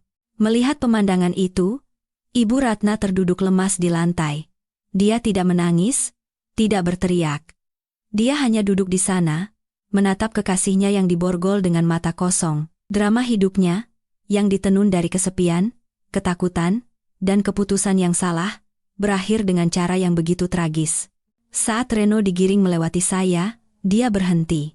Dia menatap saya dengan mata penuh kebencian dan ketidakpercayaan. Ini semua ulahmu, kan? Kau, perempuan licik. Saya tidak berkata apa-apa. Saya hanya menatap matanya lurus-lurus. Dengan tatapan tenang, tetapi penuh penghakiman. Semuanya telah berakhir. Setelah malam penangkapan Reno, rumah kami diliputi keheningan seperti rumah duka. Tapi kali ini, bukan keheningan karena permusuhan, melainkan keheningan karena kehancuran dan penyesalan yang terlambat. Kejahatan telah terungkap, tetapi luka yang ditinggalkannya di jiwa masing-masing tidak akan pernah bisa sembuh total. Reno Wijoyo, dengan bukti-bukti tak terbantahkan video dan rekaman yang saya miliki, serta penangkapan basah dihadapkan pada hukuman yang sangat berat. Dia didakwa dengan pasal pemerasan, pengancaman, dan pencemaran nama baik, dan dijatuhi hukuman maksimal. Kehidupan sang pemburu suami muda itu resmi berakhir di balik jeruji besi. Namun, yang paling hancur adalah ibu mertua saya. Sejak malam itu, Ibu Ratna seolah menjadi orang lain. Tidak ada lagi kesombongan atau ketajaman. Dia hanya duduk sendirian di kamarnya, diam tanpa kata, rasa sakit kehilangan cinta meskipun cinta yang patologis, rasa malu yang luar biasa saat rahasia aibnya terungkap, dan di atas semua itu, penyesalan dan rasa bersalah yang terlambat, telah sepenuhnya menggerogoti wanita yang pernah cerdas itu. Dia seolah menua 10 tahun dalam semalam. Rambut hitamnya dipenuhi uban, saya tahu dia butuh waktu. Dan mungkin ini adalah pertama kalinya dalam 3 tahun keluarga ini benar-benar membutuhkan saya.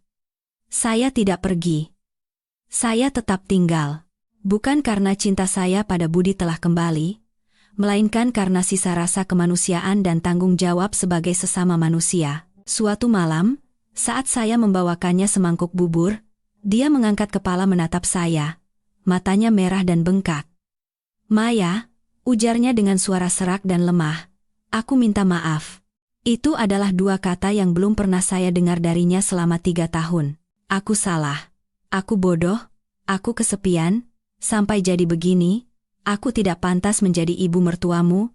Tidak pantas menjadi ibu Budi. Bisakah kau memaafkanku? Saya tidak berkata apa-apa. Saya hanya meletakkan mangkuk bubur itu dengan tenang dan memberinya tisu. Saya tidak tahu apakah saya bisa sepenuhnya memaafkannya. Luka yang dia berikan itu nyata, tetapi melihat kondisinya yang menyedihkan dan menderita sekarang, Tidak ada sedikit pun rasa puas di hati saya. Hanya ada rasa kasihan dan iba. Budi juga tumbuh dewasa setelah insiden ini. Dia bukan lagi suami yang mudah goyah dan hanya bersembunyi di belakang istrinya. Amarah yang terpendam malam itu dan proses kerja sama dengan saya untuk menjebak Reno seolah telah membangkitkan sisi laki-laki dalam dirinya. Dia belajar menghadapi tanggung jawab, belajar bagaimana melindungi keluarganya dengan cara yang benar.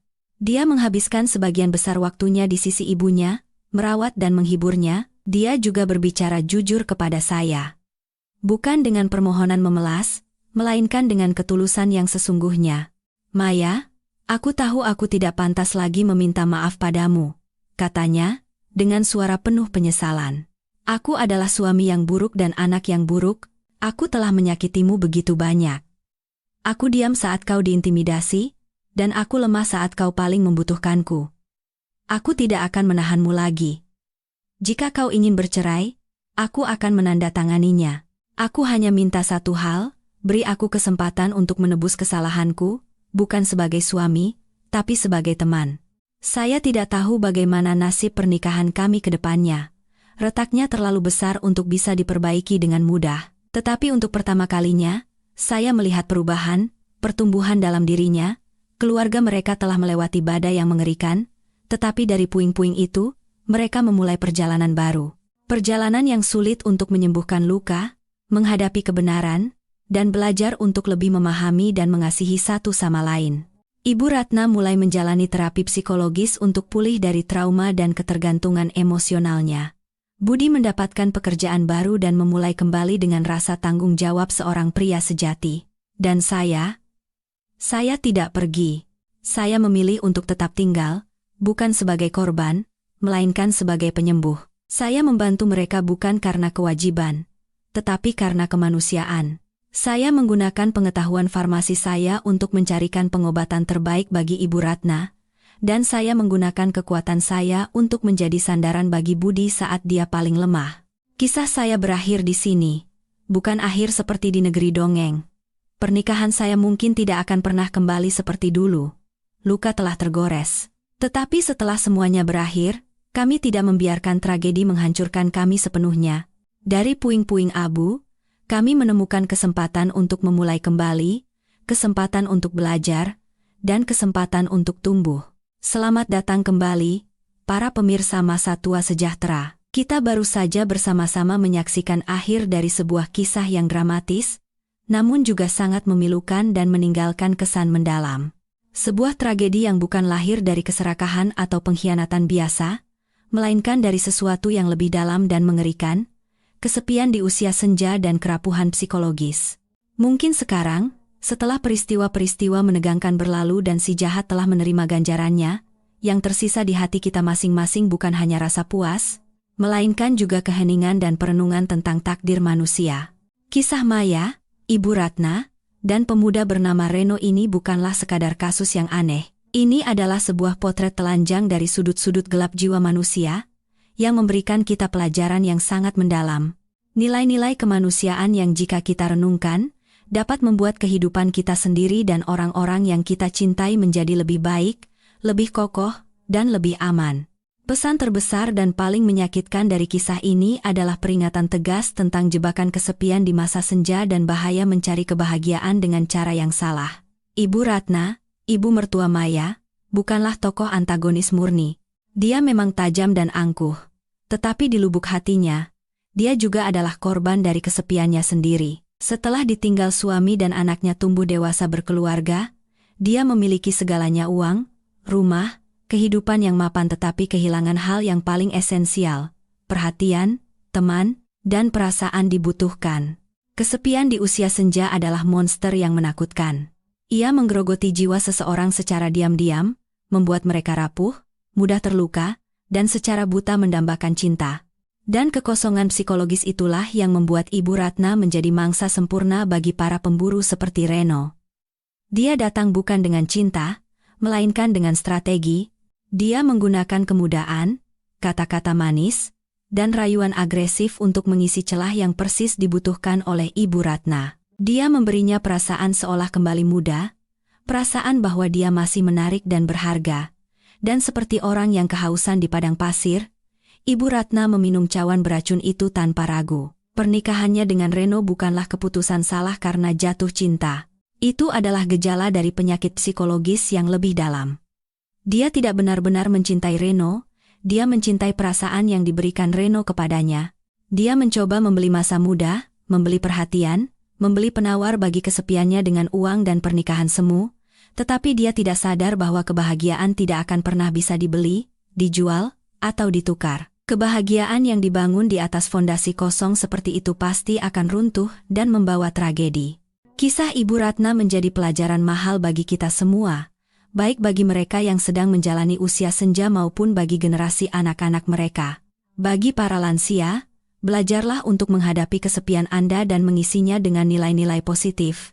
Bergabunglah dengan komunitas, tekuni hobi baru, jalin kembali hubungan dengan teman-teman, dan yang terpenting, bukalah komunikasi dengan anak-anak Anda. Jangan pernah terburu-buru masuk ke dalam hubungan yang tidak jelas hanya karena kesepian.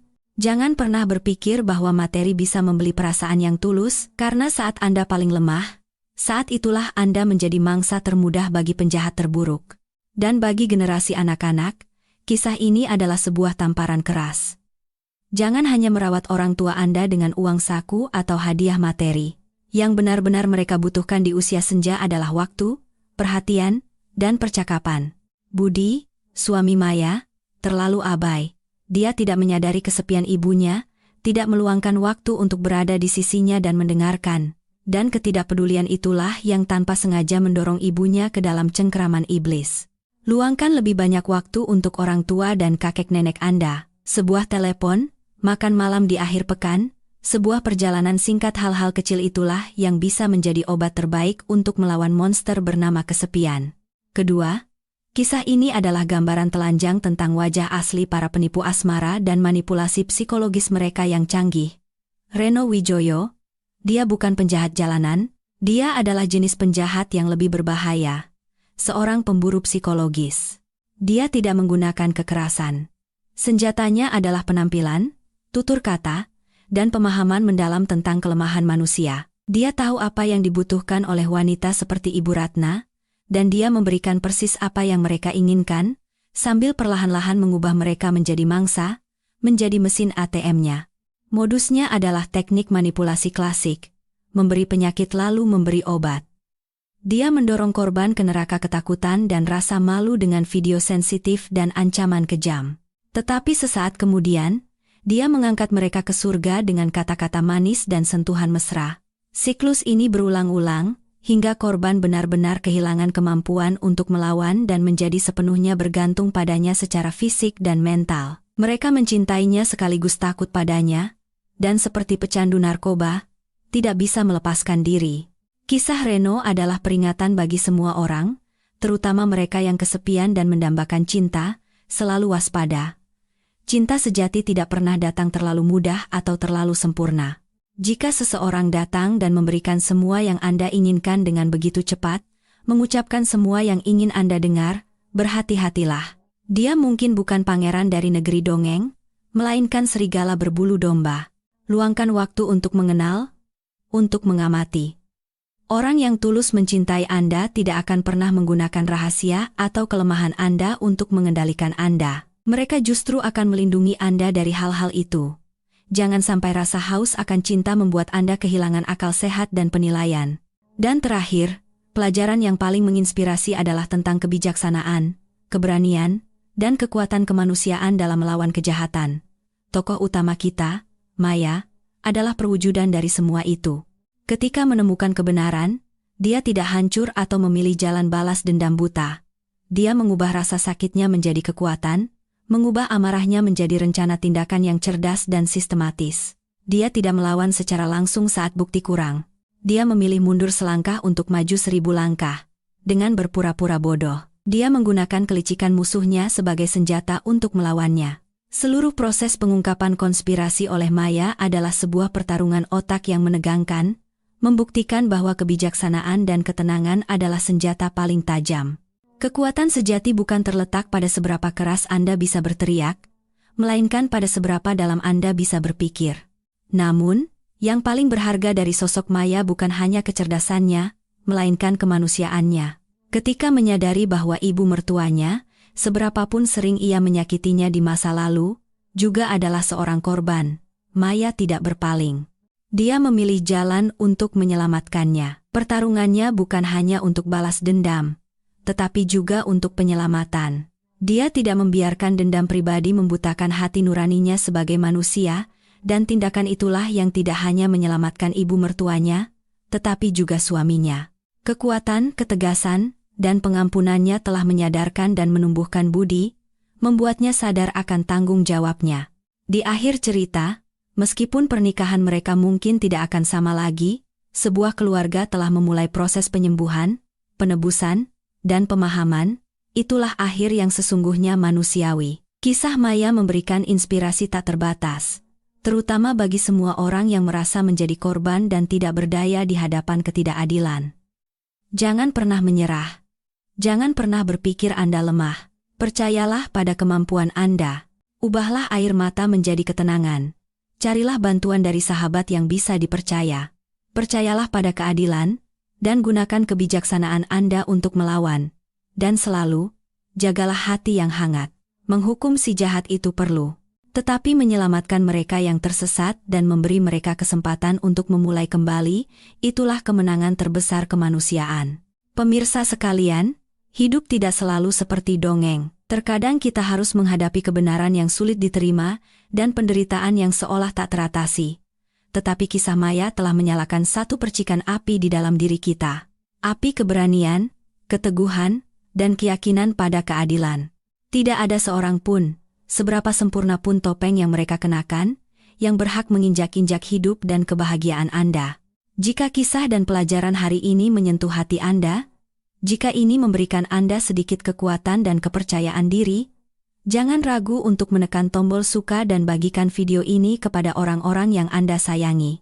Mungkin kisah ini juga bisa menjadi peringatan dan motivasi yang mereka butuhkan, dan terutama, bagikan kesan atau pelajaran yang Anda petik di kolom komentar di bawah.